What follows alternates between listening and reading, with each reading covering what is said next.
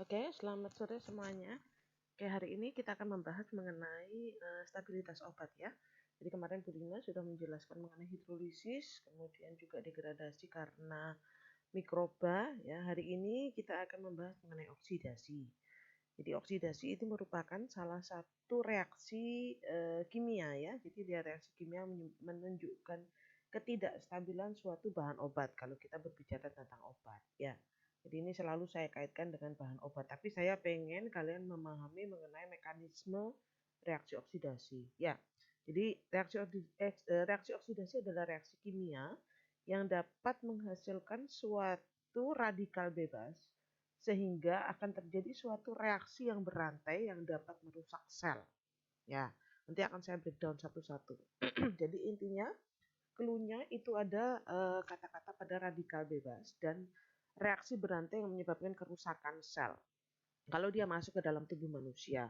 Oleh sebab itu kalau kalian mempelajari tentang radiasi sinar UV itu ya, radiasi sinar UV itu bukan merusak kulit ataupun menyebabkan kanker secara langsung. Tapi radiasi sinar UV itu akan menyebabkan munculnya radikal bebas di dalam tubuh kita sehingga radikal bebas itu akan menyebabkan suatu reaksi berantai itu tadi yang dapat mengakibatkan kerusakan sel. Nah, reaksi berantai apa? Nanti kita bahas lebih detail. Ya, itu adalah pengertian secara kualitatifnya ya. Secara umum itu kita bisa katakan seperti itu. Tapi kalau secara kimia ya, oksidasi itu merupakan suatu reaksi di mana terjadi pelepasan elektron oleh sebuah molekul, atom ataupun ion. Ya, sehingga dia akan kehilangan satu elektronnya. Nah, jadi ini kebalikan dari reduksi. Kalau reduksi itu terjadi penambahan elektron. Kalau oksidasi itu dia kehilangan satu elektronnya. Nah, sehingga dia menjadi radikal itu tadi, ya. Oke. Jadi, kalau kondisi oksidasi ini terjadi pada makhluk hidup dan itu dibiarkan secara berlangsung secara terus-menerus dan tidak ada penanganan ya, maka akan terjadi kerusakan protein dan DNA di dalam tubuh kita. Ya, inilah yang menyebabkan terjadinya kanker. Ya, juga terjadi penuaan dini ya, usianya baru 40 tapi wajahnya seperti orang 50 tahun. Bisa. Banyak faktor yang dapat menyebabkan radikal bebas radiasi sinar UV, polusi, stres. Ya, jadi kalian dilarang stres. Karena nanti kalau stres itu salah satu akibatnya akan muncul radikal bebas. Nah, kalau muncul radikal bebas ini maka rentetan ke belakangnya itu akan panjang. Ya, ada kerusakan protein, kerusakan DNA sehingga menyebabkan sel itu menjadi abnormal. Ya. Oke, sekarang kita langsung ya.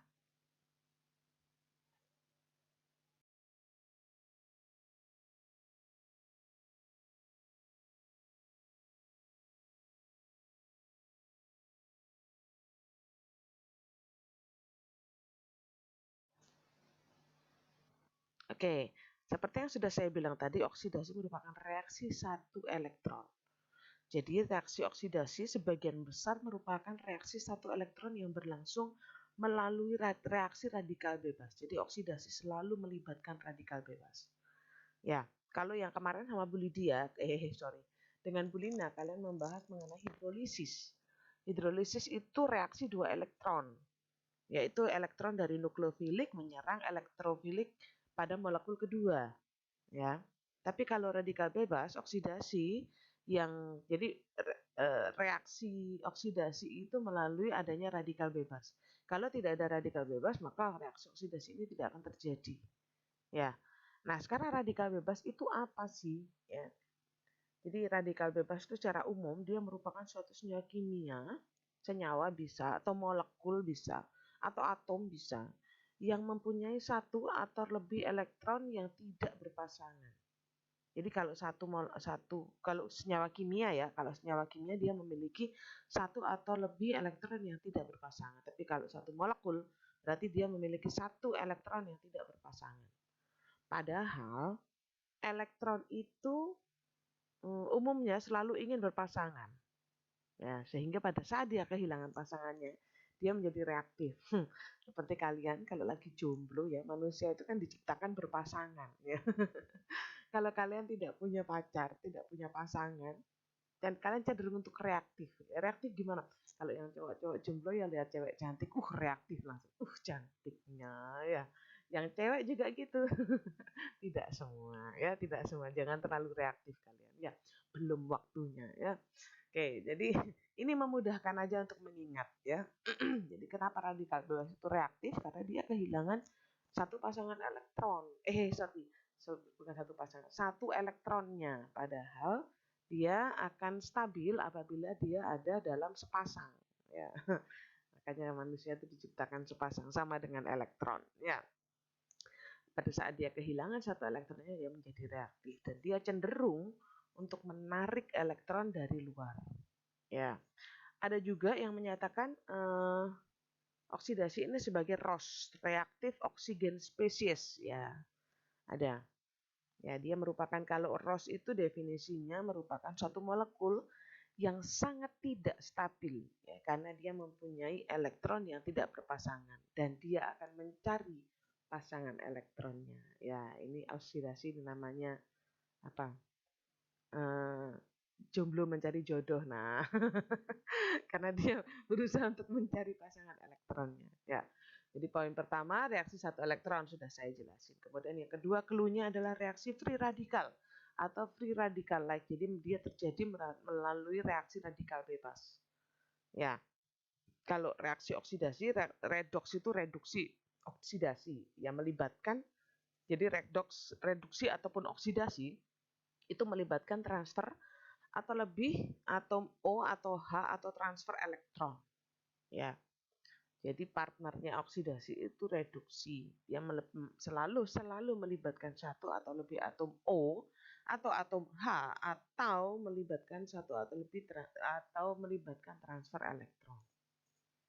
Jadi intinya itu. Jadi kalau tentang oksidasi, kalau hidrolisis kan ada nukleofilik, elektron dari nukleofilik yang menyerang elektrofilik. Itu kuncinya pada hidrolisis.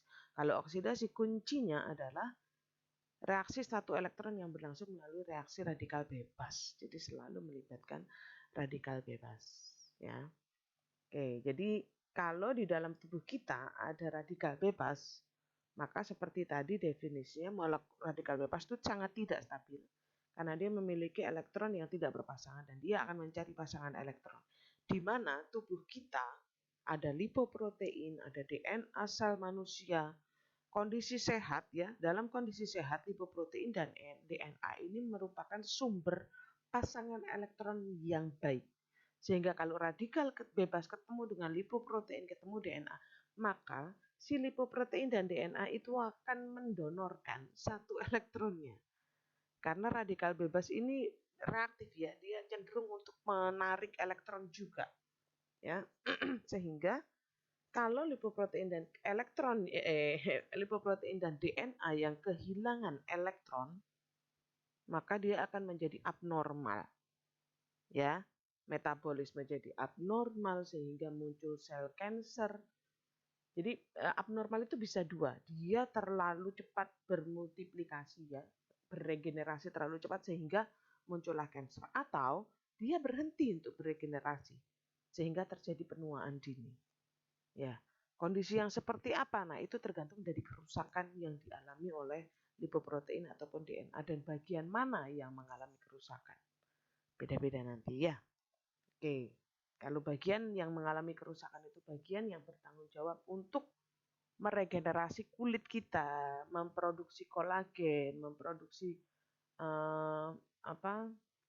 bagian-bagian dari dermis ya,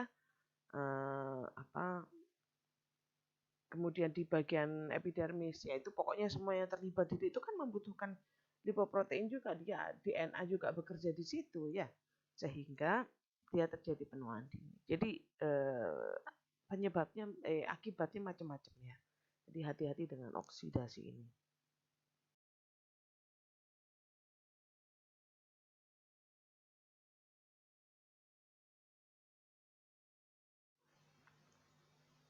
Ya, seperti yang saya jelaskan tadi bahwa oksidasi itu temannya reduksi.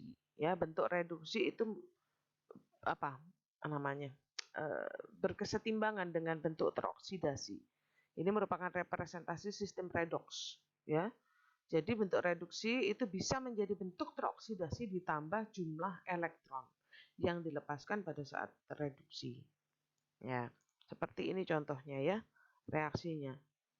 Hingga dia, tadi kan saya bilang ya, selain dia kehilangan satu elektron atau atom H, transfer satu atau lebih atom O atau H, atau bisa juga transfer elektron. Kalau di sini nih transfer atom O, ya, melibatkan transfer satu O. Kalau dia ke kanan, dia mengalami reaksi oksidasi. Kalau dia ke kiri, dia mengalami reaksi reduksi. Oke, ini kita lihat contohnya langsung.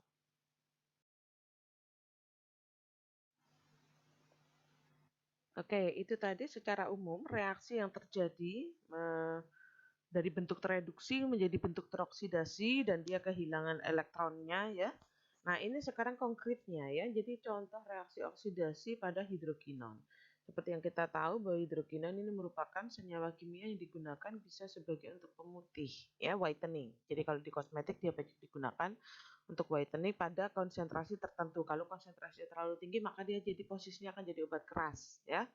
Oke, jadi hidrokinon ini akan mengalami oksidasi. Kalau tadi kan saya jelaskan ya bahwa reaksi oksidasi merupakan reaksi reaksi yang melibatkan satu elektron yang tidak berpasangan atau dia kehilangan satu atom O atau satu atom H atau lebih ya, dan dia mengalami transfer elektron. Jadi intinya dia kehilangan satu elektronnya, jadi elektron itu menjadi tidak berpasangan dan dia menjadi molekul yang sangat tidak stabil dan cenderung untuk mencari pasangan elektronnya. Dan reaksi itu ya, di mana melibatkan reaksi radikal bebas yang terjadi melalui reaksi berantai. Jadi banyak ya definisinya, kalau kalian gabung itu panjang. Ya, definisinya panjang, tapi saya mau kalian bukan hanya menghafal, tapi ada poin-poin penting yang ditekankan pada menjelaskan definisi suatu reaksi ya.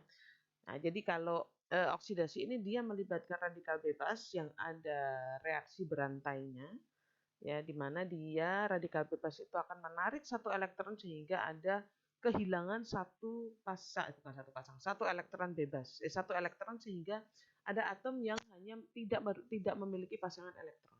Ya. Nah, reaksi itu bisa terjadi apabila ada O2. Ya. Jadi kalau ada oksigen, seperti di dalam reaksi ini saya jelaskan dulu yang atas ya. Yang atas ini hidrokinon, dia kehilangan atom H-nya sehingga dia menjadi senyawa yang baru yaitu kita sebut sebagai kinon. Ya. Kinon ini tidak lagi memiliki efek yang sama dengan hidrokinon, sehingga dia tidak lagi bisa menjadi senyawa yang dapat berfungsi sebagai whitening. Kalau kalian beli hidrokinon ya, biasanya dia krim ya, dalam bentuk tube itu. Nah, itu kalau kalian taruh di kertas gitu ya, kalian ambil, kemudian kalian taruh kertas, kalian biarkan di meja ya, maka dia lambat laun akan berubah warna menjadi kecoklatan. Nah, itu adanya O2. Karena dia berinteraksi dengan O2, maka kalau kita lihat reaksi yang bawah, apabila tidak ada O2, maka akan terjadi reaksi reduksi oksidasi. Ke kanan dia mengalami oksidasi, kemudian dia ke kiri akan mengalami reduksi. Ya, jadi setelah itu kalau dia ada O2, maka reaksi akan berlanjut ke kanan, dan reaksi ke kanan itu lebih dominan daripada reaksi ke kiri. Sehingga akan terbentuk suatu senyawa baru kinon ditambah H2O2. Di mana kinon sendiri itu bisa menjadi katalis lebih lanjut terhadap reaksi oksidasi berikutnya. Sehingga ke kanan lagi senyawa kinon itu, kalau ada tanda panah ke kanan itu, dia ketambahan atom OH itu merupakan reaksi oksidasi lanjutan. Jadi kinonnya sendiri bisa menjadi katalis. Kita sebut sebagai reaksi autokatalisis. Jadi autokatalisisnya berupa si kinon itu tadi. Nah, ini merupakan salah satu reaksi berantai yang bisa terjadi. Dan itu membuat senyawa obat semakin jauh dari bentuk awalnya. Perubahannya semakin besar. Ya, sehingga sekali lagi saya dari definisi di atas saat itu saya memang belum menyebutkan keterlibatan O2. Tapi kalau di sini saya jelaskan bahwa reaksi berantai yang terjadi melalui reaksi radikal bebas itu bisa terjadi kalau ada O2. Ya, jadi kalau hidrolisis kan adanya air ya, H2O. Dengan adanya H2O maka elektron dari nukleofilik akan menyerang elektrofilik kalau hidrolisis itu. Kalau oksidasi bukan karena adanya air, tapi karena adanya oksigen. Jadi repot ya. Terus gimana Bu untuk mencegah obat-obat yang mudah mengalami oksidasi? Satu, kita tambahkan antioksidan. Nanti kita bahas apa antioksidan itu ya. Kedua, bisa kita hindari kemasannya itu kita vakum dulu atau diberikan gas inert, biasanya N2 sehingga menghilangkan O2 di dalam kemasannya. Sehingga stabilitasnya akan lebih panjang ya. Dan menghindari terjadinya menghindari katalis-katalis yang dapat mempercepat reaksi oksidasi. Katalis apa saja Bu? Nanti saya jelaskan di belakang ya.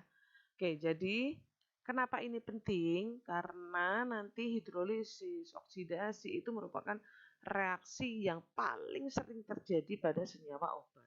Sehingga tujuannya apa sih kalian mempelajari ini? Tujuannya adalah kalau kalian nanti memformulasi suatu bentuk sediaan obat, kalian akan melakukan praformulasi terlebih dalam. Nanti dibahas di teknologi ya, lebih dalam lagi. Intinya kita harus mempelajari bahan aktif kita. Karakteristiknya seperti apa? Misalnya bahan aktif kita mudah mengalami oksidasi. Bukan berarti, oh kalau gitu jangan pakai bahan aktif ini mengalami oksidasi. Enggak, seperti hidrokinon nih. Hidrokinon ini mudah mengalami oksidasi. Tapi ternyata di pasaran banyak kan, ada juga kan sediaan-sediaan kosmetik ataupun obat yang mengandung hidrokinon. Nah, itu tantangan bagi seorang farmasis bagaimana kita bisa memformulasi suatu bahan aktif atau senyawa yang mengalami ketidakstabilan secara kimia. Dia mengalami hidrolisis misalnya. Ya. Apa ya contohnya? Vitamin C misalnya, dia mengalami hidrolisis misalnya. Ya. Maka kita harus bisa bagaimana caranya kita bisa memformulasi supaya dia tidak mengalami ketidakstabilan melalui jalur apapun, jalur hidrolisis kayak oksidasi kayak. Makanya kita perlu mempelajari reaksi oksidasi itu apa, reaksi hidrolisis itu apa. Kalau kita tahu reaksi oksidasi itu apa, maka kita bisa mencegah. Bagaimana cara mencegahnya?